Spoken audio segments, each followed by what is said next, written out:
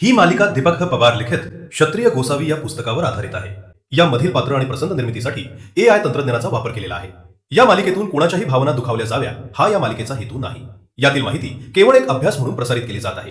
श्री गणेशाय नमः. कुलस्वामिनी धारदेवी गडकालिका माता की जय. गरुडवीर निवासिनी महालक्ष्मी माता की जय. देवी भरे संस्कृता शिखा माता की जय. नमः पार्वती पते हर हर महादेव. गोसावी समाज पोटाची खळगी भरण्यासाठी गावोगावचे फेरे घालायचा आणि भिक्षा मागून उदरनिर्वाह करायचा. कोणत्याही एखाद्या गावाबाहेर जिथे पाण्याची व्यवस्था जवळच आहे अशा ठिकाणी पाल लावायचा. रोज सकाळी अंगावर पांढऱ्या रंगाची गलबती लपेटायची. गळ्यात रुद्राक्षाची माळ घालायची.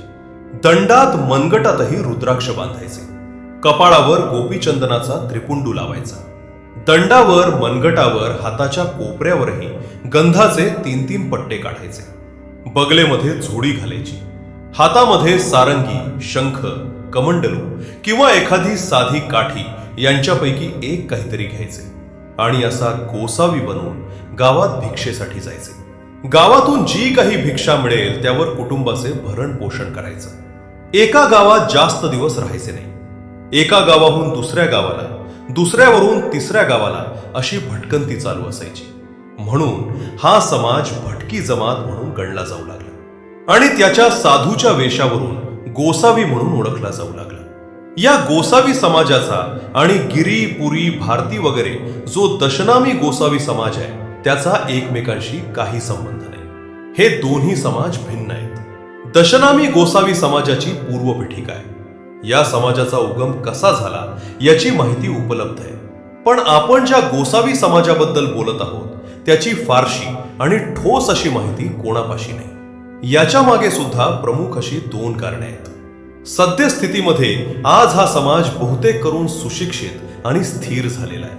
पण पूर्वी सततच्या भटकंतीमुळे हा समाज शिक्षणापासून वंचित राहिला आणि त्यामुळे समाजाविषयी काही लिखित असण्याचा विषयच नाही हे एक कारण. आणि दुसरे कारण पुढे तुम्हाला कळेलच. या समाजाविषयी लिखित काही नसले तरी यांचे आडनाव पौंवार, चव्हाण, राठोड, वाघेला, मकवाळा वगैरे जी आहेत.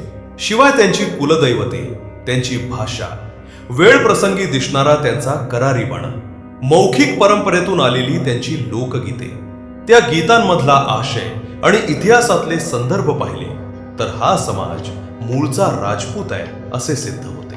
मग जर हा गोसावी समाज मूळचा राजपूत आहे तर हा गोसावी कसा बनला?